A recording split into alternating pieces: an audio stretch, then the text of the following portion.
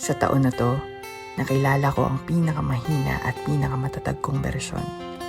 Nakilala ko yung ako na madaling madurog ang puso. Kailangang hawakan ng may pag-iingat.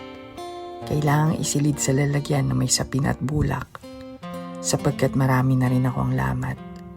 Kinailangan ko ang mga yugto ng pahinga, ng pagiging marahan at pagyakap sa mga buwan ng kahinaan.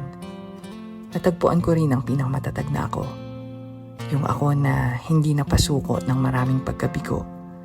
Pinakamatatag dahil nandito pa rin ako. Hindi man buo pero may tapang na pulutin ang mga nahulog kong piraso. Hawak ko pa rin ang naipon kong pag-asa para magpatuloy. Dahil marami pang taon ang daraan. At malay natin, sa susunod na taon, baka ang makilala natin ay ang bersyon nating pinakamasaya.